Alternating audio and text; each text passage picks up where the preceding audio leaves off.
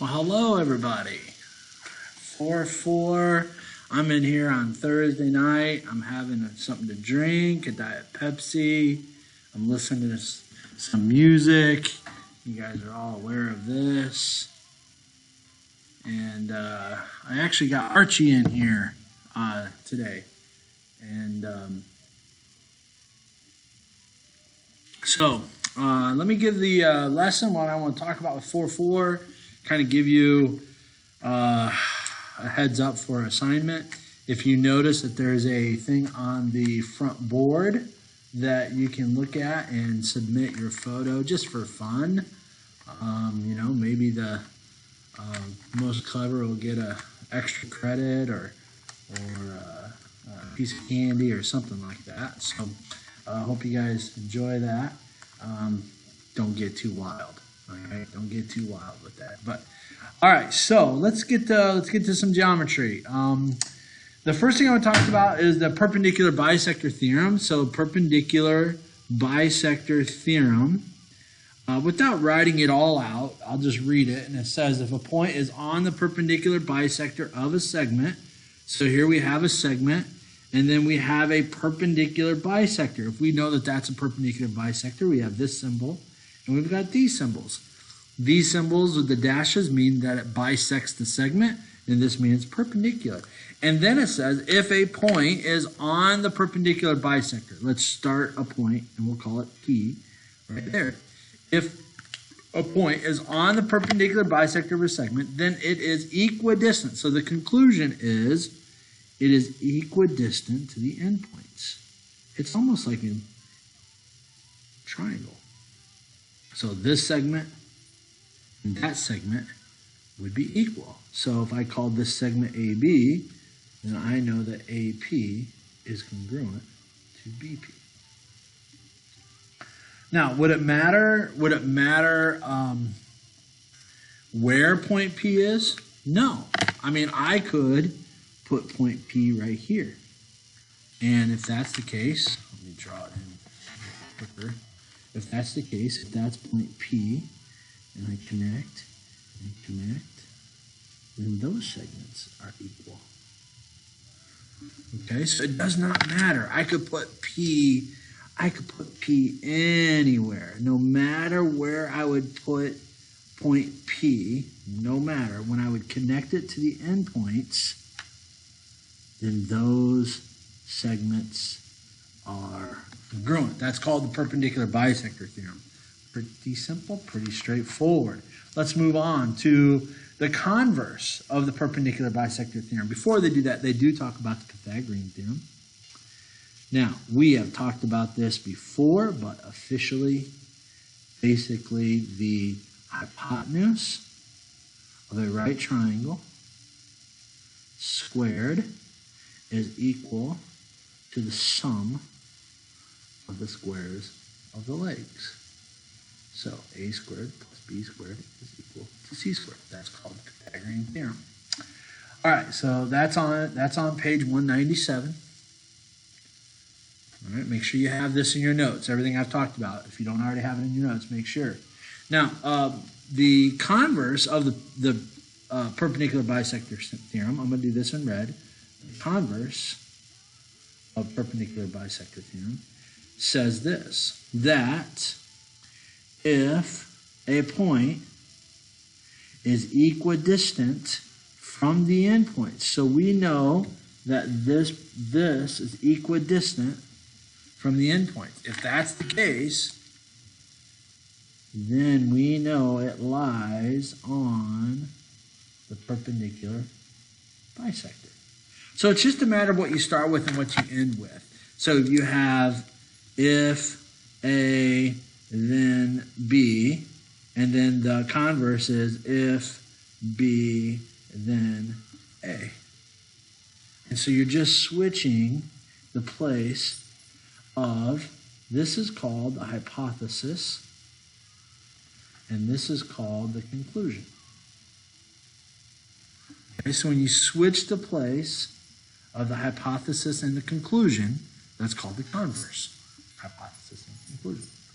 Okay, Example 3, I know you went over on your video. Okay, so let's leave that there.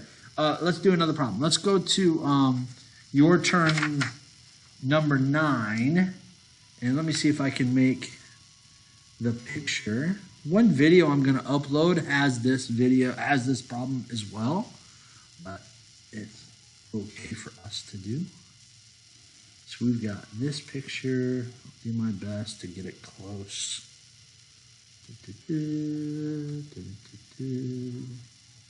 All right, let me get the numbers right.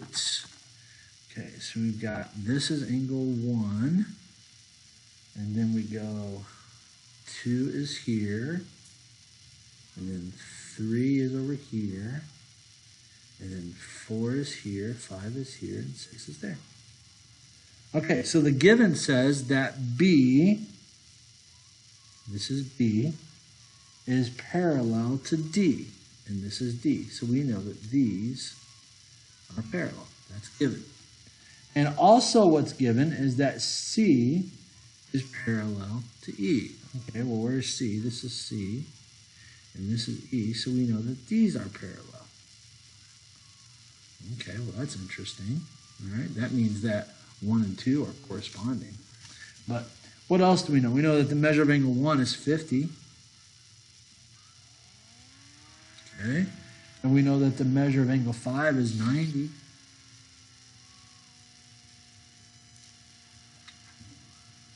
Use the diagram. Okay, so we know that this one right here, 5 is 90 degrees. All right, good. That makes sense to me. And we know that 1 is 50. Well, just by looking at this, again, if I highlighted this, you know what, let me get a highlighter out so you can see it a little bit cleaner. Let's see, here's a green highlight. If I look at this carefully, I've got a parallel line and a transversal. So there's the transversal, and there's the parallel line. That means that 1 and 2 are what we would call corresponding angles. That means they're equal. The measure of angle 1 is equal to the measure of angle 2. So if 1 is 50, then we know that the measure of angle 2 is also 50. Now, they're not asking for that, but we need that in order to find the measure of angle 4. Okay, so looking at our photo, then at our picture here, if we know that this is 50, what kind of angle is angle 3? Well, measure of angle 2 is equal to the measure of angle 3 because they are, hopefully you guys see this, they are vertical angles. I know I've been gone all week, but I hope you guys can see that. Those are vertical angles, so 2 is equal to 3. So if this one's 50, then we know that this one's 50. Now, if we know 5 is perpendicular, that makes it 90. Well, how many degree measure is in the straight line there? We know that's 180. And so 90 and 50 is 140. That means the measure of angle 4 is 40 degrees. 180 minus 140. And we get the measure of angle 4 is 40 degrees. And I think that's it. Isn't that all they wanted? Yeah, that's all they wanted. Okay, good. That's your turn. This was number 9. All right, so let's take a look at a couple problems that are going to be on your homework. Let's see.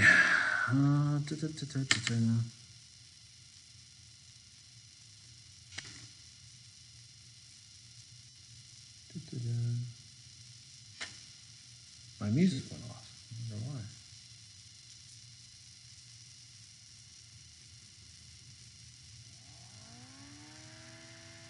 Okay. I don't know.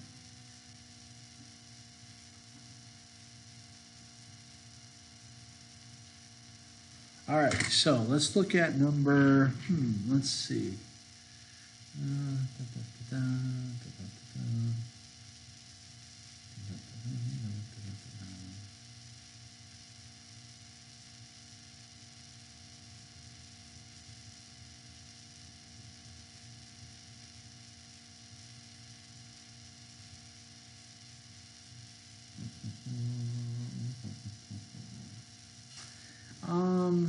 Let's do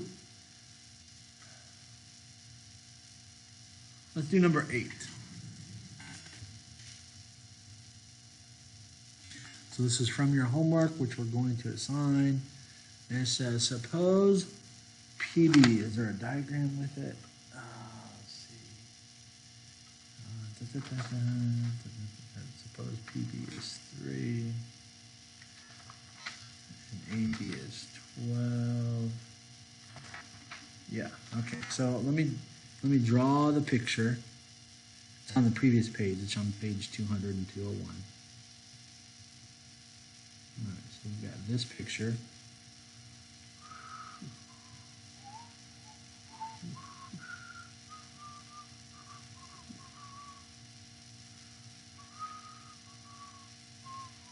Okay, so we got this segment, and that segment are all equal. So that goes A, B, C, D. We have P, Q, and then P is straight up and down for that, and Q is straight up and down for that. And okay, so A, B, B, C. All right, good. And we know they're perpendicular bisectors? Yeah, so perpendicular and perpendicular. Okay, so now it says, on number 8, it says, suppose that PB is equal to 3. Okay, and AD is equal to 12. Okay, what is the length of PC? Okay, so, all right, so if we know that this is 3 PB, this is this one right here, and AD is 12, then let's see, what else do we know? What is the length of PC? Okay, so AD is 12, not QD, so we know that from here to here is 12. That means each of these are 4.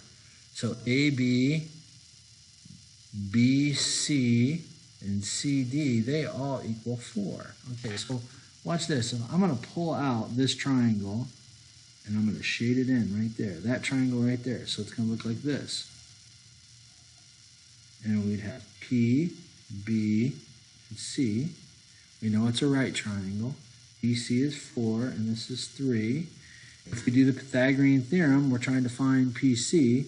That would be 9, because 3 squared, which is 9, and then plus 16, which is 4 squared, and that's equal to PC squared.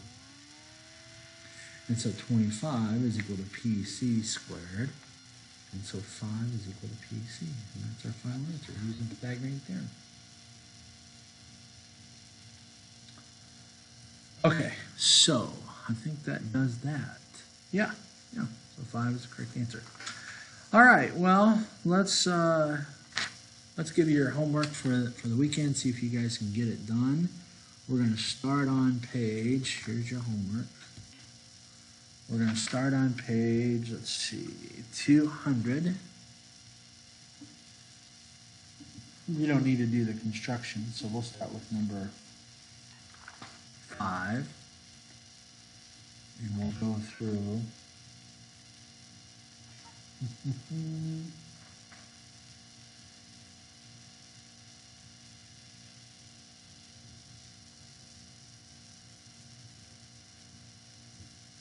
we'll go 5 through 16, 5 through 16, except number 14. You don't have to do that one. So 5 through 16, except number 14. Hey, before I let you go, remember that when you do your homework, you need to label it. Here's how I want you to label it. I want you to put your name. So for me, it'd be Mr. Bennett. And then I want you to put the assignment. So in this case, it would be page 200, 5 through 16, except 14. So this is labeling it. And then I want you to put the class period. So let's just say that this is 7th period. Okay, so you need to have this at the top of each assignment. so I can see it. All right. Hope you guys are doing well, and I'll upload this, and you'll be good to go. There is another video I'm going to upload this, so there'll be two to help you with this section today.